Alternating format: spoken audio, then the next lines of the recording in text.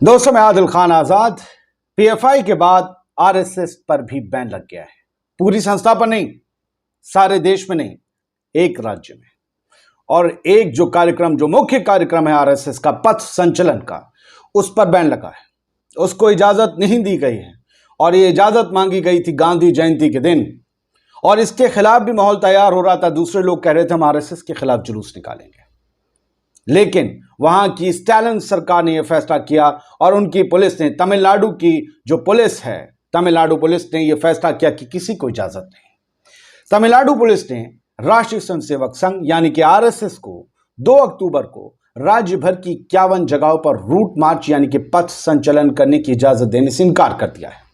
Tamil Nadu police ने कहा है कि पॉपुलर फ्रंट ऑफ इंडिया पर प्रतिबंध के मद्देनजर मौजूदा कानून व्यवस्था की स्थिति इन मार्चों को आयोजित करने के अनुकूल नहीं है। यानी पीएफआई पर जो बैन लगा है उसके बाद आरएसएस का तमिलनाडु में यह मार्च नहीं हो सकता, यह तमिलनाडु पुलिस ने कहा, क्योंकि हालात बहुत कशीदा है।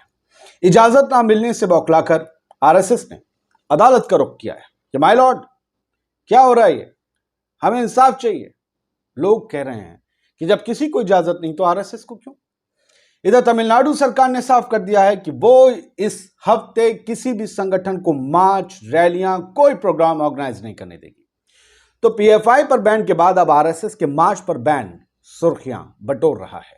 दोस्तों, तमिलनाडु सरकार ने राष्ट्रीय स्वयंसेवक संघ को राज्य में 2 अक्टूबर यानी गांधी जयंती के दिन पथ संचलन की इजाजत देने से मना कर दिया और उसी दिन विदुथलाई चिरुथा ईगल कातची यानी कि वीसी के जो जवाबी प्रदर्शन करने वाले थे उनकी योजना के लिए भी मंजूरी नहीं थी। ये आरएसएस के खिलाफ उतर रहे थे और लेफ्ट संगठन भी, वो जानते थे क्लैशेस हो गए। स्टालिन सरकार, स्टालिन गवर्नमेंट तमिलनाडु की और तमिलनाडु पुलिस ये जानती थी कि आरएसएस अगर पथ संचलन करेगा, मार्च निकालेगा, तो ये सब कुछ होगा।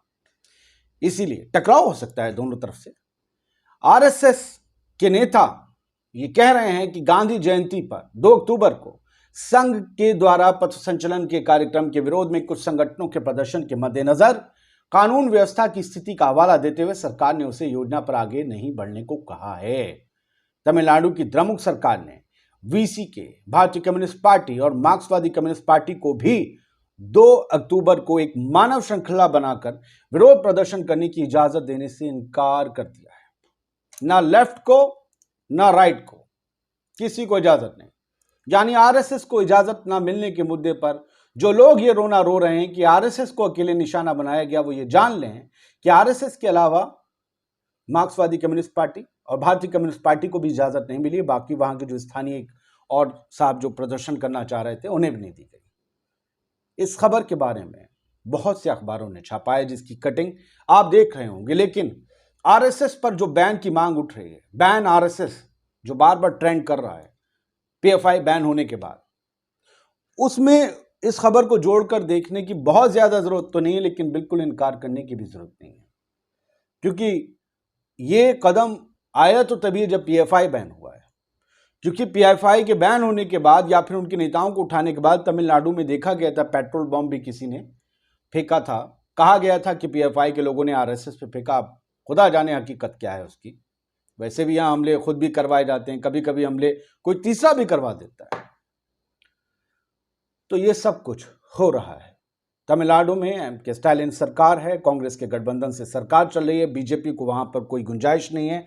एआईएडीएमके बीजेपी की कभी साथी हुआ करती थी, लेकिन जब से जयललिता जी की डेथ हुई है तब से ये गठबंधन उतना सुहाना तो रह नहीं गया है। लिहाजा बड़ी मुश्किल है आरएसएस के लिए इस बार के 2 अक्टूबर पर अपने पथ संचलन की यात्रा, पथ संचलन वो जिसमें स्वयंसेवक संघ के जो स्वयंसेवी होते हैं वो सड़क पर निकलते हैं और बड़े डिसिप्लिन तरीके से निकलते हैं। आपको उन्हें देखना चाहिए अगर कहीं, या पुराने वीडियो। लेकिन पता ये था कि कुछ ऐसा हो सकता है कि लोग उकसावे में आकर कुछ कर सकते हैं, लिहाजा इजाजत नहीं और किसी को नहीं। और दूसरे ये कह रहे थे कि ये शक्ति प्रदर्शन आरएसएस वाले करना चाह रहे हैं अपना, क्योंकि ये चाहते हैं कि यहां पर अपनी जमीन राजनीतिक बना लें बीजेपी के लिए साउथ में, वो हम होने नहीं देंगे। तो बहुत कुछ है। फिलहाल आरएसएस पर उसके पथ संचलन पर एक कार्यक्रम पर रोक लगी है, बैन लगा है और इसको लेकर तरह तरह की बातें सोशल मीडिया में हो रही हैं।